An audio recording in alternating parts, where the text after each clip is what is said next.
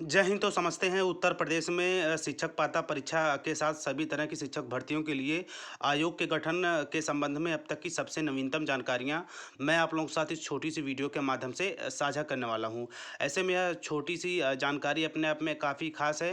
बाकी आप लोगों को भी पता होगा, यदि आप भी शिक्षक पात्रता परीक्षा के साथ साथ उत्तर प्रदेश में शिक्षक भर्ती का सपना देख रहे हैं, तो जो नया आयोग गठित होगा उसी के तहत सभी तरह की शिक्षक पात्रता परीक्षा के साथ साथ शिक्षक भर्तियों का आयोजन किया जाएगा। ऐसे में इस आयोग के गठन के ऊपर ही निर्भर करता है कि कब उत्तर प्रदेश में शिक्षक भर्तियों का दौर शुरू होगा, जिसे कि हम सुपर टेट के नाम से जानते हैं।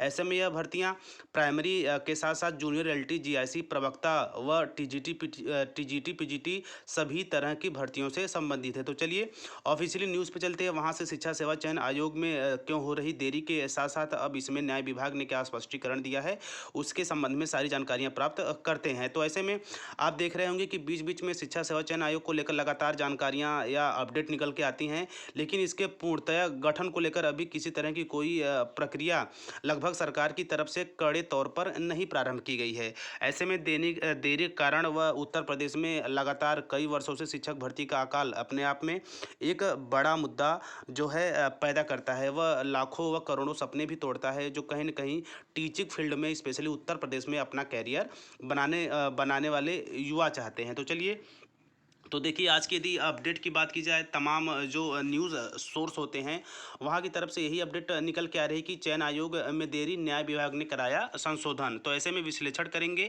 जहाँ से भर्तियों के सिलसिले में चीज़ें स्पष्ट होंगी।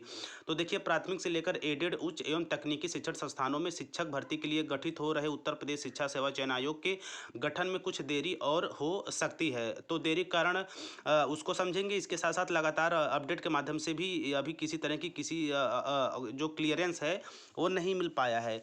तो आयोग गठन के विधेयक को राज्यपाल द्वारा अधिसूचित किए जाने के बाद ड्राफ्ट कमेटी ने उत्तर प्रदेश शिक्षा सेवा चयन आयोग की नियमावली तैयार की। शासन ने इसे पास होने के लिए कैबिनेट में भेजने के पहले राय के लिए न्याय विभाग को भेजा। न्याय विभाग ने कुछ संशोधन के साथ इसे वापस कर दिया है। इसके चलते इस पर कमेटी के सदस्यों के हस्ताक्षर अभी नहीं हो सके हैं। ऐसे में कैबिनेट से पास होने व आयोग में चेयरमैन व सदस्यों की नियुक्ति में देरी हो सकती है। इसी के साथ साथ यदि बात करेंगे नए शिक्षा सेवा चयन आयोग का गठन करने की मुख्यमंत्री की घोषणा के बाद उच्चतर शिक्षा सेवा चयन आयोग और उत्तर प्रदेश माध्यमिक शिक्षा सेवा चयन आयोग में सदस्यों की कमी को पूरा नहीं किया गया। माध्यमिक शिक्षा सेवा चयन बोर्ड में सदस्यों का कार्यकाल एक साथ खत्म होने पर अप्रैल 2022 में उनकी कार्यमुक्ति के बाद चेयरमैन एक वर्ष तक रहे। वहीं यदि बात करें नए सदस्यों की नियुक्ति न होने से भर्ती प्रक्रिया ठप रही। बाद में अप्रैल 2023 में चेयरमैन भी कार्यकाल पूरा होने के बाद सेवा मुक्त हो गए। उधर उच्चतर शिक्षा सेवा चयन आयोग में सदस्यों की कमी के कारण भर्ती के लिए आवश्यक कोरम पूरा नहीं होने से भर्ती प्रक्रिया ठप हो गई। तो ऐसे में उत्तर प्रदेश के तत्वाधान में जो शिक्षा सेवा चयन आयोग का गठन होना है, आप समझ सकते हैं उसकी संपूर्ण प्रक्रिया अभी ठंडे बस्ते में है। ऐसे में यदि जो सदस्यों की नियुक्ति की बात की जाए या पूर्वत में जो अधिकारी थे उनकी कार्यमुक्ति की बात की जाए, यानी कि जिस शिक्षा सेवा चयन आयोग का अभी जो मैटर है वो बिल्कुल ठंडे बस्ते में है। किसी भी तरह की यदि अग्रिम उसमें किसी तरह का अभी इजाफा नहीं हुआ, जिसके तहत हम समझ सकते हैं कि भर्तियों में भी हमें काफ़ी बड़ी देरी देखने को मिल सकती है। इसी के साथ साथ देखिए यहाँ पे कहा जा रहा है कि रफ्तार धीमी होने से अब तक अस्तित्व में नहीं आ सका है। हालांकि अब यह गठन के अंतिम चरण में है। गठन के लिए बनाई गई 12 सदस्यों की ड्राफ्ट कमेटी में एक सदस्य बाद में और बढ़ाए गए। इस तरह कमेटी में नए आयोग का नियमावली तैयार कर दी है। इस पर हस्ताक्षर करने के लिए सदस्य पिछले दिनों लखनऊ बुलाए गए, लेकिन न्याय विभाग की ओर से अब संशोधित किया जा रहा है। इस कारण इस मंजूरी के लिए अभी कैबिनेट में नहीं भेजा गया है। कैबिनेट से मंजूरी मिलने के बाद आयोग में चेयरमैन, सदस्यों के अधिकारी व कर्मचारी नियुक्ति किए जाएंगे। इसके बाद ही भर्ती प्रक्रिया शुरू होगी। तो चूंकि आप ही देख रहे होंगे और इसमें स्पष्ट तौर पे कहा गया है कि जो चीज़ें बिल्कुल ठप पड़ी हुई हैं। इसी के साथ साथ जब आयोग के गठन के संबंध में चीज़ें ठप हैं, तो जाहिर सी बात है शिक्षक भर्ती के लिए हमें थोड़ा सा और वेट करना होगा।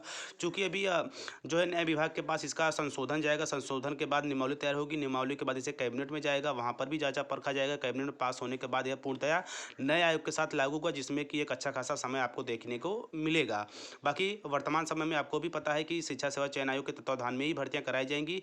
इसलिए इसलिए इसमें देरी के कारण ये भी एक खास चीज़ हो सकती है कि शिक्षक भर्ती में भी देरी। तो सब मिलाकर सरकार जल्द से जल्द इस पे कड़े जो है कि आदेश के साथ इसका अनुपालन करवाएँ, ताकि इसके जो गठन संबंधी सदस्यों की बात हो या एक्स्ट्रा संबंधों की बात हो, बाकी जो नियमावली है उसके संबंध में सभी प्रक्रियाएँ कैबिनेट में पूर्ण होते हुए यह जल्द से विधेयक पास हो जाए और शिक्षा सेवा चयन आयोग अस्तित्व में आते ही नई शिक्षक भर्तियों का दौर शुरू हो, ताकि जो 5 से 6 वर्षों का शिक्षक भर्ती का लगातार सूखा पड़ा है, वह टीचर ट्रेनिंग कर चुके अभ्यर्थी जो लगातार भर्ती की मांग कर रहे हैं और जिसके लिए वे प्रतिबद्ध है, क्योंकि शिक्षक भर्ती यदि आपने ट्रेनिंग कर लिया है तो आपके पास एक ऑप्शन बचते हैं कि आप शिक्षक भर्ती की तैयारी करें। तो ऐसे में उत्तर प्रदेश में जल्द ही शिक्षक भर्तियों का दौर शुरू होगा। जल्द ही आयोग जो है कि जो गठन के साथ ही अस्तित्व में भी आ जाएगा। बाकी आगे जो भी इस कड़ी में महत्वपूर्ण जानकारियाँ आती जाएँगी, मैं लगातार आप लोगों के साथ टीचर प्लानिंग पॉइंट चैनल के साथ बना रहूँगा, क्योंकि यहाँ बात होती है सिर्फ़ और सिर्फ़ शिक्षक भर्ती की। तो आई होप आप चीज़ों को समझे होंगे, स्पेशली शिक्षा सेवा चयन आयोग के संबंध में वर्तमान में क्या-क्या चीज़ें घटित हो रही हैं